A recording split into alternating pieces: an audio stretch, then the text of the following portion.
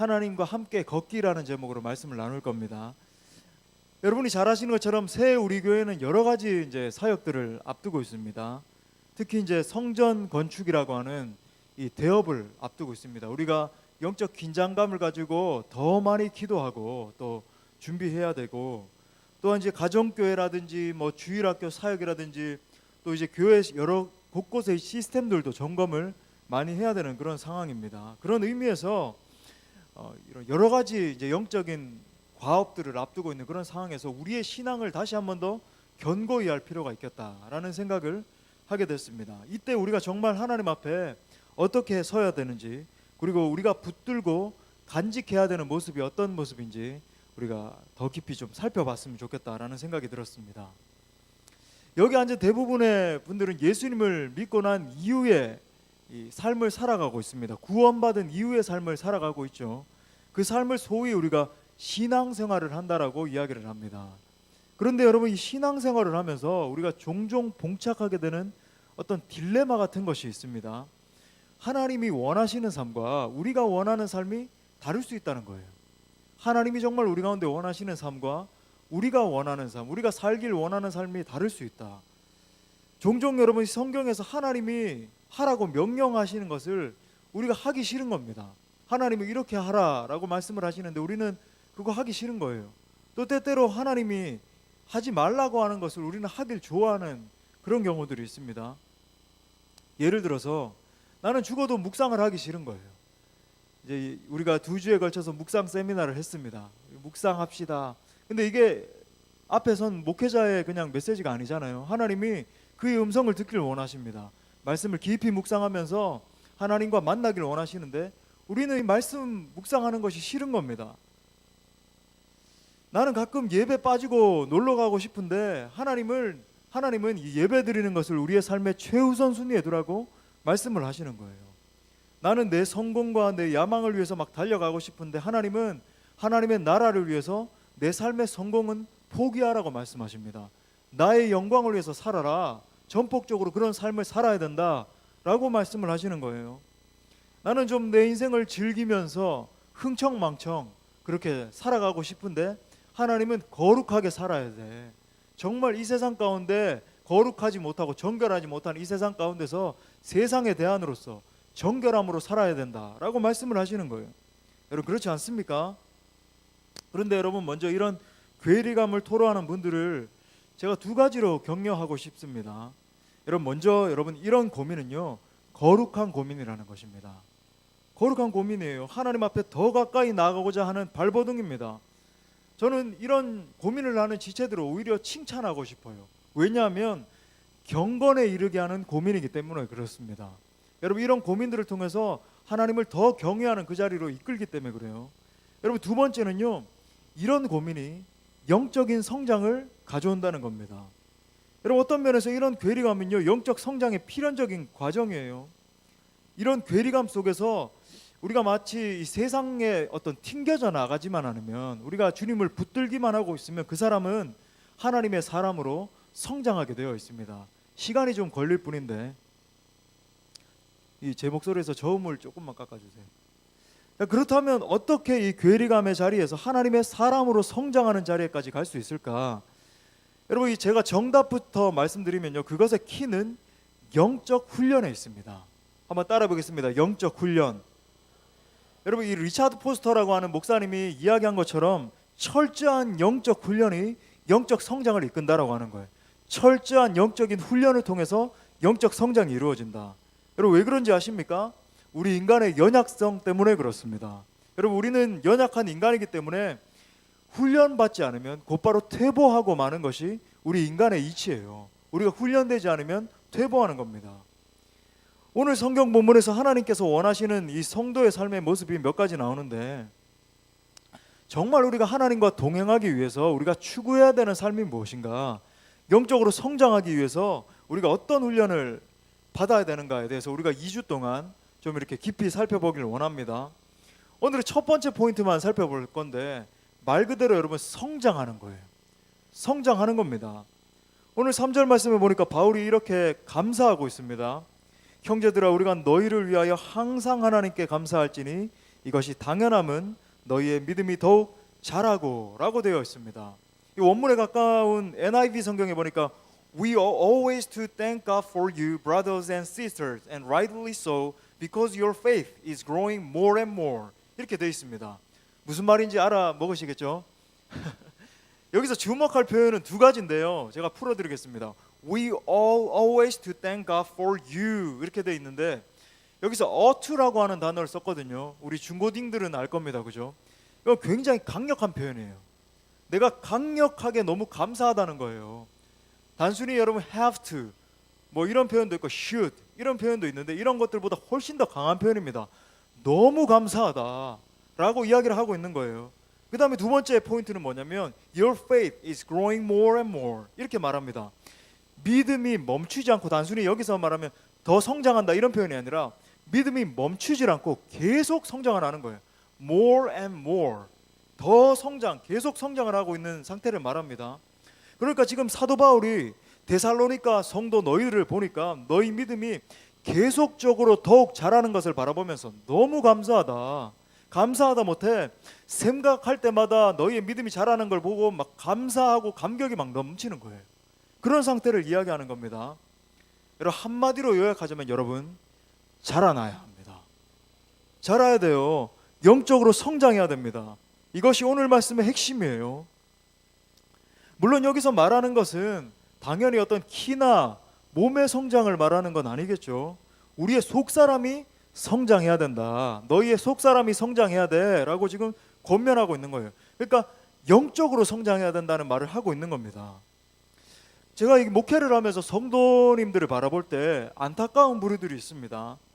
성장하지 않고 오히려 정체하거나 도리어 퇴보하는 지체들이 있다는 거예요. 여러분 이 성장하지 않는 것 그냥 정체하는 것도 사실 퇴보랑 마찬가지고 심지어 더 퇴보해서 침륜에 빠지는 그런 성도들이 있더라는 겁니다. 여러분 근데 그걸 아십니까? 이건 목회자에게도 근심이 되지만 하나님에게도 근심이 되는 거예요. 하나님에게 여러분 이런 성도들을 바라볼 때 하나님은요 근심하십니다. 여러분 한번 생각해 보세요. 자녀가 아픈 것만큼 고통스러운 것도 없잖아요. 자녀가 아플 때 차라리 내가 아팠으면 그런 마음을 가지지 않습니까? 제가 예를 들어서 제가 이 토론토에서 공부를 하고 사역을 할 때 한 날 이제 저희가 재정이 너무 없어가지고 배칠러라고 하는데 이건 영국식 영어입니다. 미국에서는 스튜디오라 그래요. 그러니까 부엌과 전문 용어인데 부엌과 뭐 방과 화장실과 모든 게 한 덩어리로 붙어 있는 엄청 전문적이죠. 뭐 그런 한국으로 따지면 원룸 같은데 뭐 하여튼 그런 데 살았어요. 그리고 여러분 한국에 생각하는 깔끔한 그런 원룸을 생각하시면 안 됩니다. 80년이 된 건물에 살았습니다. 제가 처음에 입주할 때 몰랐는데 나중에 제가 기겁을 했던 게 하룻밤에 쥐가 한 5마리씩 출몰하는. 제가 어느 날은 그 쥐를 잡기 위해서 새벽 4시까지 자지도 않고 잠복 근무도 하고. 근데 거기 있는데 어느 날 제가 이제 거실에 있었는데 이 저희 딸 성령이가 이렇게 딱 넘어져서 쾅 소리가 난 거예요. 근데 얼굴을 보니까 온 얼굴에 피가 범벅이 되어 있는 겁니다. 보니까 그 피가 이제 입에서부터 철철 흘러내리고 있는 거예요. 이게 범벅이 된 거예요. 온 얼굴에. 너무 놀랬죠. 저는 이가 부러진 줄 알았습니다. 그러고 나니까 아빠인 제가 막 손이 덜덜덜덜 떨리고 막 온몸에 막 땀이 뻘뻘 나는 거예요. 그 당시에 이제 캐나다가 원체 추우니까 제가 이 두꺼운 어떤 재킷을 입은지도 모르고 딸아이를 들쳐매고 병원까지 뛰었어요. 뛰어서 한 20분 정도 되는 거리였는데 종합병원이 큰 병원이 있었습니다. 제가 막 뛰는데요. 온몸에 땀이 범벅이 됐는데 그게 땀이 범벅이 되는 게 들어오질 않는 거예요. 막 손이 벌벌 떨리고 다리가 후들후들 거리고 애는 막 피가 철철 나는데 막 달려서 병원 안으로 막 뛰어 들어가서 진찰을 받았는데 다행히 이는 부러진 게 아니라 요 앞부분 요 그 붙어 있는 부분 있잖아요. 거기가 찢어졌다는 거예요. 근데 이제 또 나중에 알고 보니까 미국에 넘어와서 제가 알게 된 사실인데 금이 갔었던 거예요. 이 의사가 돌팔이라 가지고 제가 안정감을 가졌는데 아무튼 그런 겁니다. 여러분 이 자녀가 조금 이렇게 뭐 다치고 이렇게 피가 좀 나고 하는 그런 상황 가운데서도 우리가 너무 힘든데 하물며 여러분 자녀가 너무 아파서 성장을 멈췄다라고 한번 생각해 보세요. 키가 자라고 몸무게가 불어나고 이래야 돼 정상일 텐데 아이가 정상일 텐데 이 아이의 성장이 멈춰버렸다.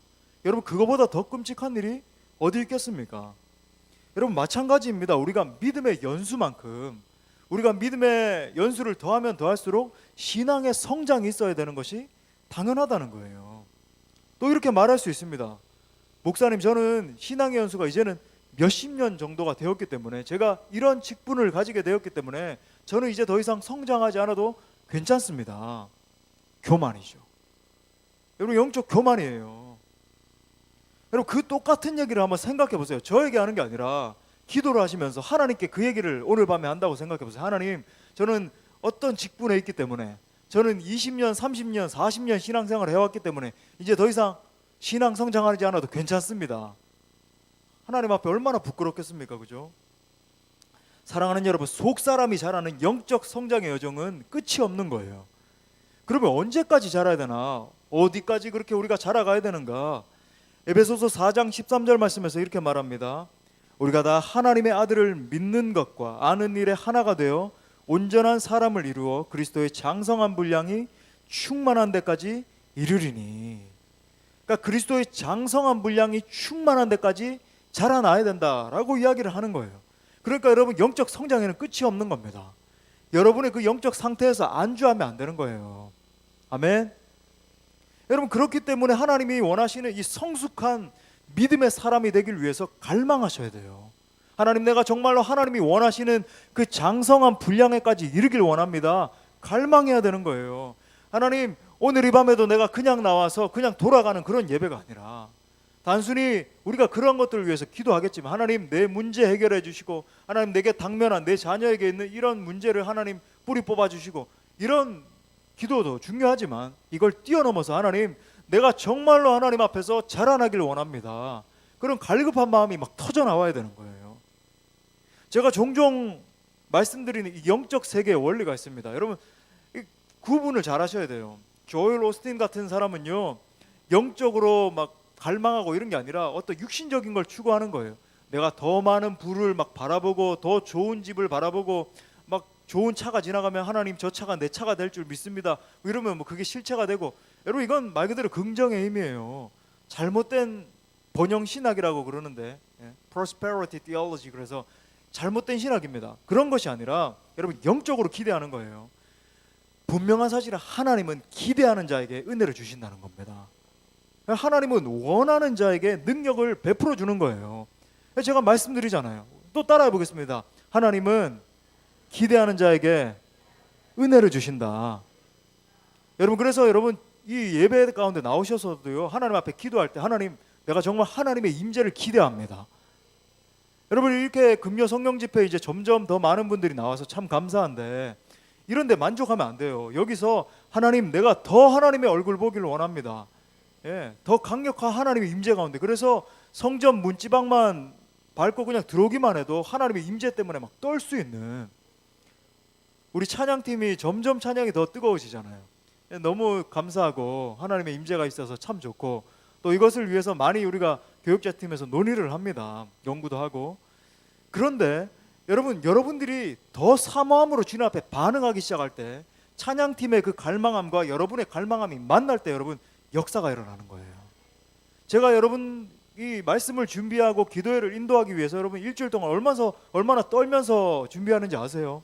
제가 그냥 뭐 기계적으로 준비하는 게 아닙니다.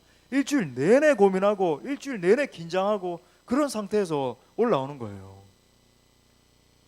여러분들 저를 보시기에 좀 예민한 것 같죠? 저는 영적으로도 굉장히 예민하고 여러모로 이렇게 신경을 씁니다. 그래서 여러분들의 영적 상태를 관찰하고 여러분들이 더 하나님 앞에 서게 하기 위해서 일주일 내내 긴장하면서 떨면서 준비를 해요. 제가 떠는 게 보이십니까? 그런 거예요. 하나님은 갈망하는 자에게 능력을 부어주실 줄 믿습니다. 여러분, 더 나아가서 우리가 생각해야 할 것이 있어요. 우리가 영적 성장을 갈망하고 기대해야 되는데, 단순히 그냥 갈망하고 기대하는 것으로부터 영적 성장이 이루어지지 않는다는 거예요. 그러니까 기대하는 게 정말 중요합니다. 갈망하는 게 중요해요. 그런 걸로 오는 게 중요한데, 여기에서만 머물면 여러분 영적 성장은 이루어지지 않습니다. 영적 성장의 세 가지 요소를 제가 여러분들에게 제시해 드리고 싶어요. 그건 뭐냐면, 첫 번째는 말씀이고, 두 번째는 기도이고 세 번째는 사역입니다. 여러 가지가 있을 수 있겠지만 우리가 이제 새로운 동력을 얻어서 이 한 해를 멋지게 달려가기 위해서 세 가지를 붙잡기를 원해요. 첫 번째는 말씀이고, 두 번째는 기도이고, 세 번째는 사역입니다. 오늘은 말씀과 기도에 대해서 좀 더 집중하겠어요. 기도는 제가 평소에 더 많이 말씀드리니까 좀 더 말씀에 대해서. 토론토에 있는 제 제자 중에 멋진 건축가 제자가 있습니다. 굉장히 멋있는 건축 디자인을 하고 성공적인 제자인데, 이 친구가 이런 얘기를 하는 거예요. 세상에 어떤 건축물도 다리가 3개는 되어야 세울 수 있어요, 목사님. 여러분 멋있지 않습니까? 통찰력 있는 거예요. 세상에 어떤 건축물도 다리가 3개는 있어야 세워질 수 있는 거예요. 마찬가지로 여러분, 우리가 영적 축을 세우기를 원하는데 말씀과 기도와 사역의 축입니다. 여러분 기억하셔야 됩니다. 첫 번째 이 영적 성장의 요소는 하나님의 말씀이에요. 한마디로 여러분 말씀을 배우셔야 됩니다. 말씀을 아는 지식에 충만히 이르러야 돼요. 단순히 제가 말씀드리는 건 어떤 지식적 측면만 말씀드리는 게 아니라 전 인격으로 하나님의 말씀을 배워야 된다는 거예요. 이런 거죠. 단순히 믿는 것과 무식하게 믿는 것은 다른 겁니다. 깊이 있는 지식의 말씀을 단순하게 믿어야 되는 거지, 하나님의 말씀에 대해서 아무것도 모르는 채 맹목적인 신앙을 가지는 것, 그것이 중요한 게 아니라는 거예요. 호세아서 4장 6절 말씀에서도 이렇게 말합니다. 내 백성이 지식이 없으므로 망하는도다. 내 백성이 망하는 그 이유를 보니까 지식이 없으므로, 하나님을 아는 지식이 없으므로 망하는도다. 여러분 하나님의 말씀에 대한 이 지식이 없으면요, 넘어지고 실패하는 것이 자명한 이치인 겁니다. 여러분 오늘을 살아가는 우리에게 하나님의 말씀에 대한 지식은 어느 때보다 필요한 것 같아요. 여러분 우리는 소위 이 정보화 시대, 지식의 시대를 살아가고 있습니다. 정보 지식이 최고의 가치로 인정되는 시대에 살고 있어요. 그러니까 컴퓨터 활용 능력 이런 자격증까지 따는데, 컴퓨터를 활용해서 정말 수천만 가지의 지식 정보가 떠다니는 이 인터넷상에서 내가 필요한 정보를 빨리 캐치해내는 것, 이런 능력이 굉장히 중요한 시대를 살고 있다는 겁니다. 근데 그 지식 정보 속에서 여러분 이런 정보들, 지식들, 이런 것들 살펴보면요, 하나님이 없는 지식, 하나님이 결여되어 있는 지식, 사람들을 불신앙으로 이끌어들이는 지식, 소위 사이비, 이단, 미신에 빠지게 하는 거짓 지식이 난무하고 있다는 사실을 여러분 발견할 수 있을 겁니다. 여러분 인터넷을 조금만 검색해봐도 그죠? 얼마나 갖가지 난잡하고 더럽고 추악하고 이 세상의 가치로 가득한 그런 것들이 떠다니는지 모르겠어요. 우리가 그걸 영적인 분별력을 가지고 바라보지 않으면요, 너무 수많은 이 정보들 때문에 우리가 그냥 영적으로 긴장하지 않으면 그냥 금방 세뇌되고 마는 겁니다. 근데 여러분 보세요. 정말 이런 세상의 가치들을 바라볼 때 인터넷상을 봐도 그렇고 뉴스에 나오는 것도 그렇고 여러 가지 시대적인 상황들, 지식들을 바라볼 때 어둡기 짝이 없고 혼탁하기 짝이 없는데, 여러분 이 시대의 가장 중요한 영적 은사가 무엇이겠습니까? 제가 말씀드렸듯이 영적인 분별력이에요. 영분별을 하는 것이 너무 중요합니다. 그러니까 세상에 여러 가지 지식들이 있는데 그 세상의 지식을 그 위에 서서 더 높은 가치를 가지고 판단하는 능력이 필요한 거예요.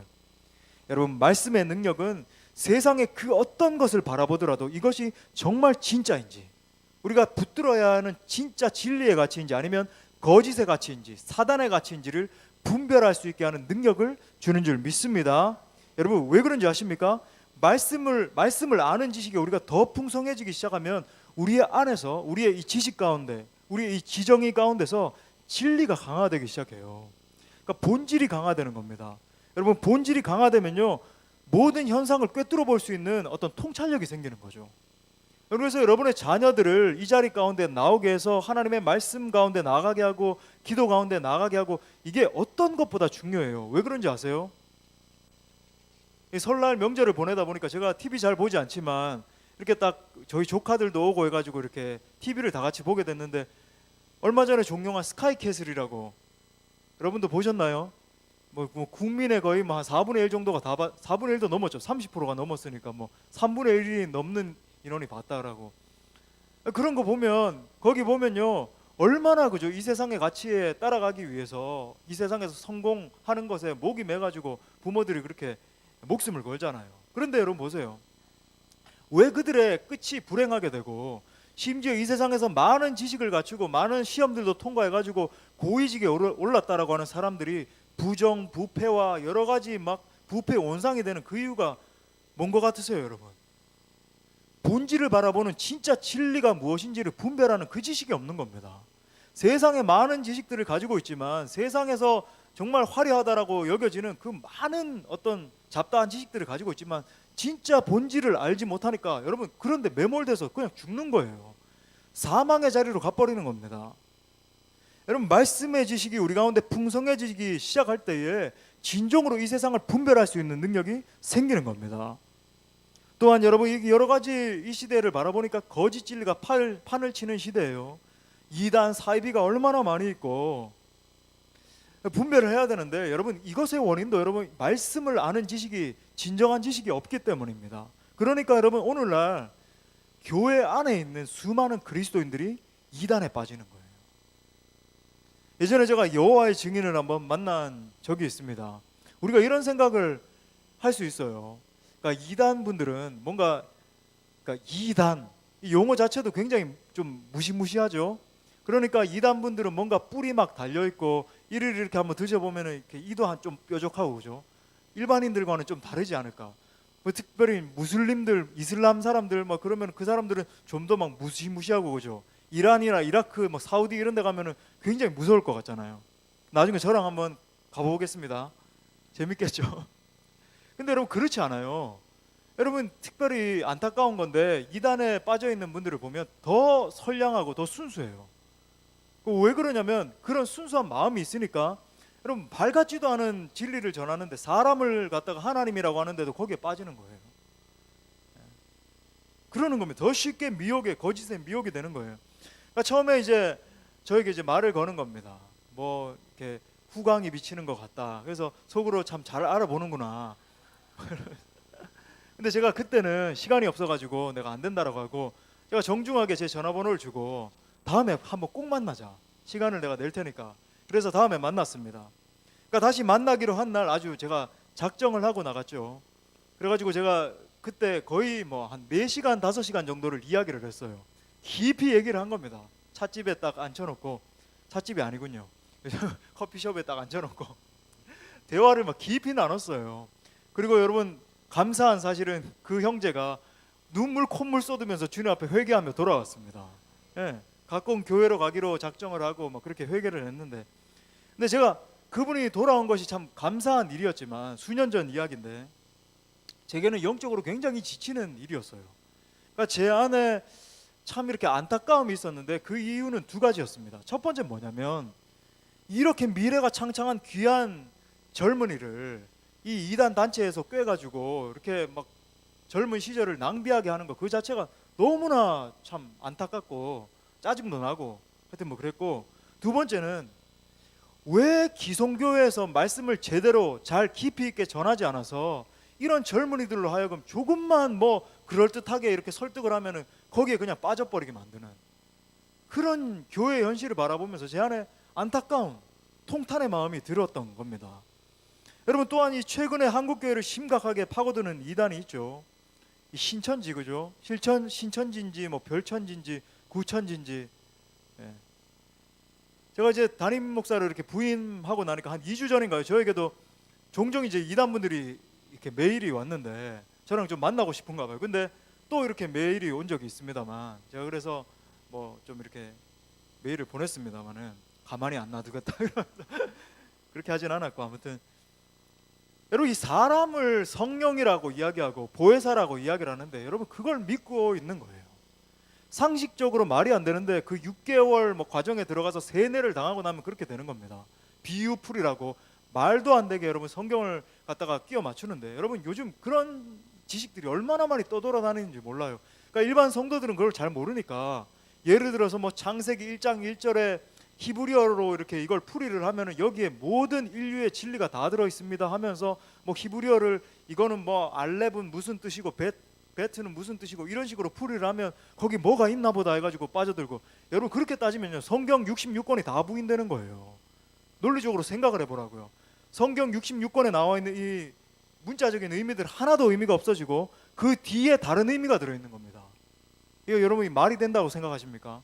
거기에 수많은 성도들이 와, 이 사람 정말 똑똑하구나, 말도 안 되는 진리 가운데 빠져 있고 뭐 그런 거예요. 여러분 정말로 우리가 이 시대를 분별하고 거짓 진리들이 우리를 막 파고들어서 공격을 하기 시작할 때 우리가 정말로 생존이 아니라 그들을 정말 올바른 길로 가르치고 오히려 이 교회를 더욱더 굳건하게 만드는 그 비결이 무엇입니까? 우리가 하나님의 말씀을 배워서 그 말씀을 아는 깊은 진리 가운데 이르러서 그 이 시대를 바라보고 말씀을 분별할 수 있는 진리의 눈을 뜨는 것입니다. 그거예요. 그것입니다. 특별히 제가 2주간에 걸쳐서 말씀 묵상에 대해 나눴습니다. 제가 종종 여러분들에게 상기시켜 드리겠지만 여러분 말씀을 묵상하셔야 됩니다. 하지 않은 지체들은 갑자기 뜨끔하죠. 그렇게 제가 얘기했는데 내가 안 했구나, 여러분 그러시면 안 돼요. 여러분 우리 교회는 정말 천국 가는 그날까지 말씀 묵상하기로 결정해야 돼요. 말씀을 펴놓고 자세히 관찰해 보는 거예요. 한 말씀 한 말씀이 어떻게 이야기를 하는가, 그리고 그 말씀의 뜻에 비춰서 내 삶 가운데 해석을 해보는 겁니다. 내 삶 가운데 이러한 일들이 있는데 말씀이 무엇을 말씀하시는가 해석을 해보고 또 깊이 또 구체적으로 적용을 해보는 거예요. 이 말씀을 적용해 봤을 때 내 삶 가운데 하나님이 어떻게 역사하시는지 경험하는 겁니다. 말씀의 능력을 경험하는 거죠. 물론 처음에는 잘 안 될 수도 있지만 여러분 말씀드렸듯이 말씀을 묵상하면 묵상할수록 이 말씀 묵상의 깊이가 점점 더해가게 될 것입니다. 예전에는 보이지 않던 진리들이 보이기 시작하고 더 깊이 그 묵상 가운데 내 삶 가운데 말씀하시는 하나님을 경험하게 되고 말씀을 묵상하는 가운데 하나님의 음성을 듣게 되는 거예요. 그 음성을 실천했더니 기적의 역사가 일어나는 겁니다. 여러분 이게 믿음의 선순환이거든요. 근데 여러분 묵상 안 하면 어떻게 됩니까? 하나님의 음성을 들을 길이 없죠. 그러니까 여러분 실천도 안 하게 되겠죠. 어떤 하나님의 역사도 기대하기가 힘든 거예요. 그냥 내 의지대로 내 마음대로 그냥 살아가는 인생인 겁니다. 근데 여러분 묵상을 깊이 하면서 그 말씀을 적용해서 선포하면서 살아갈 때 하나님이 역사하시는 그 삶을 경험하게 되고, 또 다시 한 번 더 묵상할 때에 하나님 말씀하시고 그 말씀 순종했더니 기적의 역사가 나타나고, 여러분 이 믿음의 선순환인 거예요. 할렐루야. 여러분 나아가서 여러 가지 성경 공부에도 참여하십시오. 이제 3월부터 여러 가지 훈련들도 이제 시작하게 될 텐데 뭐 성장반, 제자반, 전도 폭발 훈련, 여러 가지 우리 교육자 팀에서 이제 고안을 하고 있습니다.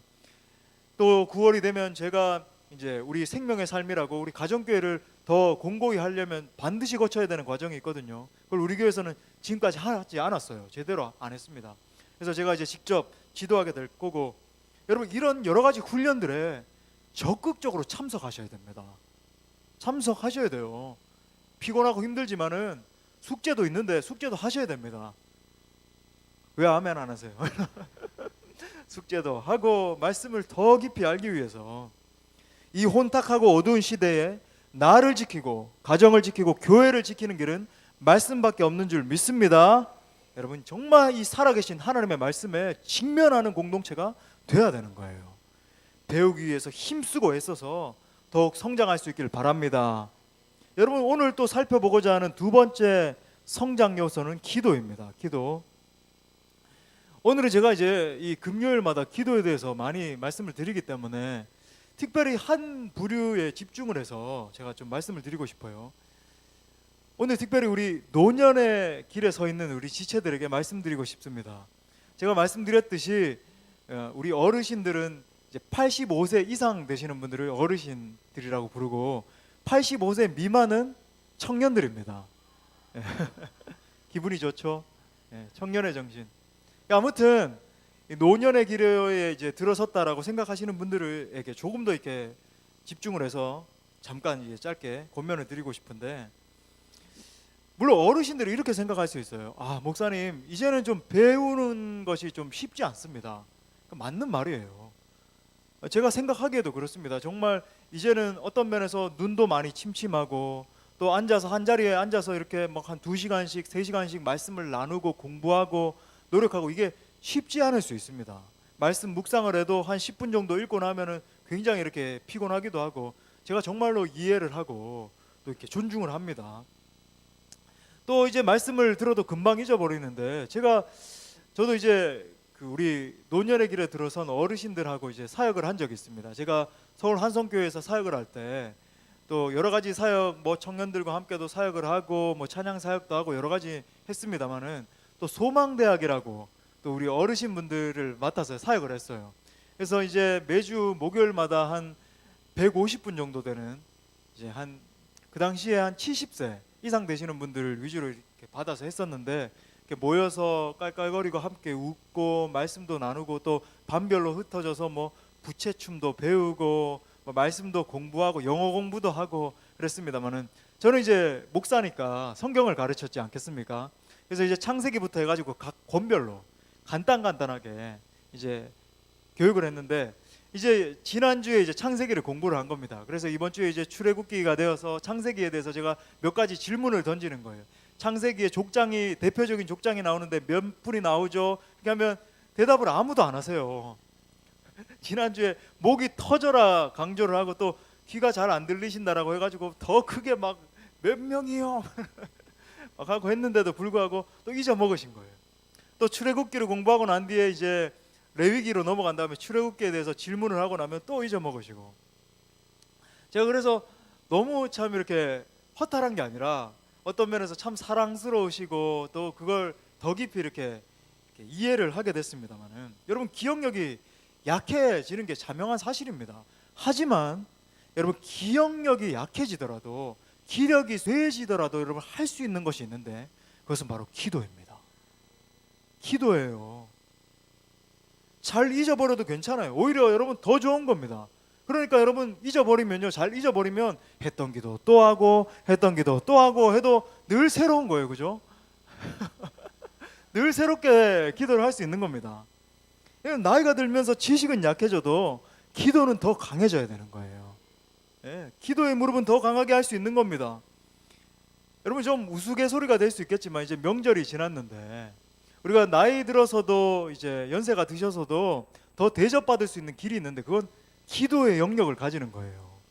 자식들 가운데 보통 세상 사람들이 이렇게 권위를 가지는 방법이 있잖아요. 재산을 딱 가지고 있다가 물려주지 않는 겁니다. 그래서 어디다가 이제 뭔가 비밀 문서를 하나 써놓고는 절대 물려지지 않고 있다가 자식들이 그걸 바라보면서 그죠, 잘 대하다가, 참 이게 나쁜 심리죠. 근데 여러분 이건 세상의 논리고, 우리 믿는 사람들은요 기도의 영권을 가질 때 이 자녀들이 벌벌 떨어야 돼요.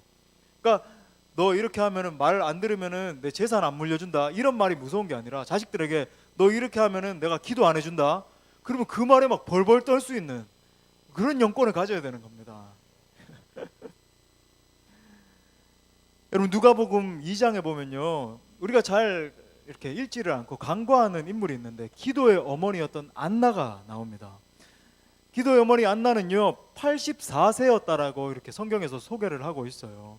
그러니까 참 아픔의 세월을 겪었던 그런 여인이었습니다. 결혼 7년 만에 과부가 되었어요.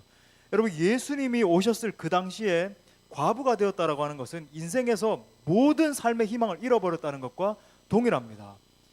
예, 왜냐하면요 예수님 당시에는 더 가부장적인 그런 사회였기 때문에 남자가 재정을 벌지 못하면 여자 혼자 남으면요 여자가 몸을 팔아서 재정을 벌었어야 돼요. 그 시대 상황이 그랬습니다. 그런데 이 여인은 그렇게 하지 않고 하나님 앞에 정말 정결함으로 서기로 결정을 한 거예요. 어떤 인생을 살아왔는지는 알 수 없지만 여기에 담겨져 있는 거예요. 기도의 어머니 안나라고 소개가 되어 있는데 이렇게 소개됩니다. 성전을 떠나지 아니하고 주야로 금식하고 기도함으로 하나님을 섬겼다라고 되어 있어요. 그녀의 인생에 대해서 성전을 떠나지 아니하고 주야로 금식하고 기도함으로 하나님을 섬겼다. 여러분 이 말씀을 읽을 때 얼마나 가슴이 뛰어요. 7년 만에 남편을 떠나보내게 되었는데 이 고독했던 여인이 일평생 동안 다른 것 바라보지 않고 재정적으로 궁핍했을 것입니다. 그건 당연한 거예요. 자신의 몸을 팔지 않고 천박하게 살지 않고 정말 거룩하게 내가 살아보리라 결단했기 때문에 정말로 하나님 앞에 서 있었는데 주야로 금식하면서 기도함으로 평생을 하나님을 섬긴 거예요. 놀라운 하나님의 여인이었습니다. 여러분 특별히 더 놀라운 묘사되는 이 구절이 있는데 얼마나 기도의 능력이 있었던지 그녀를 뭐라고 부르냐면 선지자라고 불러요. 여러분, 이 84세 먹은 할머니를요 선지자라고 지금 부른다고요. 놀랍지 않습니까? 그리고 평생 기도하던 안나가 마지막에 무슨 사역을 감당하게 됐는지 아십니까? 예수님의 오심을 온 예루살렘에 전파했습니다. 여러분, 누가복음 2장 38절 우리 다 같이 한번 읽어보도록 하겠습니다. 시작. 마침 이때에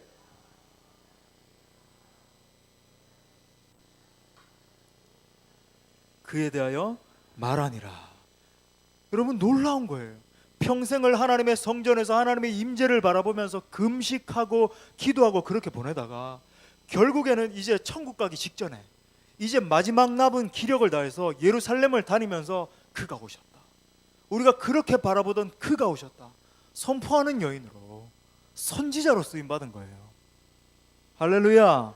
완전히 성령님께 붙잡힌 바 된 성령 충만한 사람의 모습 아니겠습니까? 여러분, 자녀를 향한 아버지 이삭의 기도를 기억할 것입니다. 여러분, 자녀를 축복하면서 말년에 천국에 이른 이 야곱의 축복 기도를 기억할 것입니다. 이 부모들의 기도가 자녀들에게 얼마나 많은 영향을 미치는지 우리가 특별히 다음 세대들을 바라보면서 기도하고 있습니다. 그죠? 여러분, 제가 말씀드렸듯이 주일학교가 문을 닫아서 주일학교가 없어진 이 한국에 교회들이 40%이 없어진 교회들이 60%가 넘어요. 주일학교가 잔존하는 교회들이 40%가 채 되지 않는다는 것이 지금 통계청의 발표입니다. 지금 이 같은 어떤 면에 끔찍한 현실 앞에서 우리가 정말 하나님, 우리 수원 동부교회도 그리고 이 주변 교회에도 하나님, 이 민족 가운데 다시 한 번 더 주일학교에 부흥을 주시옵소서. 다음 세대 아이들이 정말 그리스도를 경외하는 아이들로 성장하게 하여 주옵소서. 여러분, 기도하고 있는데 여러분의 기도가, 여러분 이 기도의 사람이었던 안나와 같은 여러분의 기도가 반드시 응답될 줄 믿습니다. 여러분, 이것이 기도가 키인 거예요. 여러분이 더욱더 연세를 더 드시면서 더 천국 갈 날이 가까우면 가까울수록 기력이 없다 할지라도 하나님 앞에 무릎 꿇으셔야 되는 겁니다. 안나와 같이. 저는 이것을 거의 진리에 가까운 것이라고 생각을 하는데 한번 따라하면서 선포해 보겠습니다. 부모의 기도가 쌓인 자녀는 결코 망하지 않는다. 다시 한 번 더. 부모의 기도가 쌓인 자녀는 결코 망하지 않는다. 할렐루야. 기도에 영향력 있는 성도들 될 수 있기를 간절히 축원합니다. 말씀을 마무리하겠습니다. 하나님과 동행하는 삶에는 왕도가 없습니다. 하나님과 동행하기 위해서는요, 여러분, 왕도가 없어요. 영적으로 훈련돼야 되는 거예요. 여러분, 오늘은 특별히 말씀과 기도에 대해서 나눴습니다. 여러분, 말씀을 묵상하십시오. 여러분, 게을리하지 마세요. 내가 적어도 일주일에 6일, 7일 내가 묵상하겠다. 하루의 첫 시간을 묵상으로 드리겠다. 하나님과 대화하겠다. 여러분, 결단하십시오. 여러분, 또한 여러분 2019년에 영적 거장으로 살아가기 위해서 기도하셔야 됩니다. 극력 성령 집회에 여러분 빠지지 마시기 바랍니다. 더 많은 사람들이 나와서 기도할 수 있도록 독려하십시오. 그래서 여러분, 손을 붙잡고 우리 공동체가 주님 앞에 부르짖고 나아갈 때에 하나님이 그의 비상한 일을 행하실 줄 믿습니다. 우리 좋으신 하나님께 영광의 박수 올려드리겠습니다.